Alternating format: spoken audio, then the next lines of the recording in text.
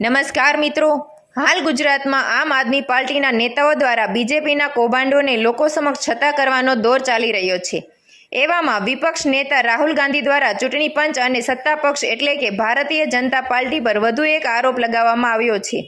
કોંગ્રેસ નેતા રાહુલ ગાંધી જણાવે છે કે ચૂંટણી પંચના અધિકારી અને સત્તા પક્ષની મિલીભગતથી ચૂંટણીની ચોરી કરવામાં આવે છે।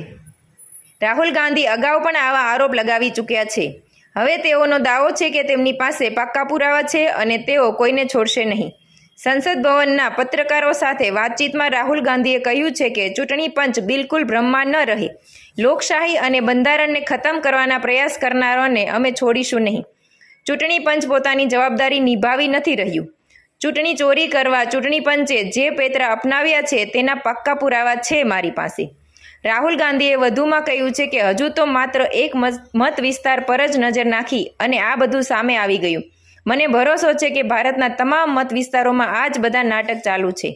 હજારો મતદારો ઉમેરાયા છે જેમની ઉંમર છે 45, 50, 60 અને 65। એક જ મત વિસ્તારમાં હજારો મતદારો ઉમેરાયા છે। 18 વર્ષથી વધુ ઉંમરના નવા મતદારો ઉમેરાઈ રહ્યા છે, તેથી અમે પકડી પાડ્યા। રાહુલ ગાંધીએ ચૂંટણી પંચને ચેતવણી આપતા કહ્યું છે કે હું ચૂંટણી પંચને સંદેશો આપવા માગું છું કે જો તમને લાગતું હોય તો કે તમે બચી જશો, તમારા અધિકારીઓ એવું માનતા હોય કે તે બચી જશે, તો તમે આ ભ્રમમાં ના રહો। અમે તમને છોડીશું નહીં। ધન્યવાદ।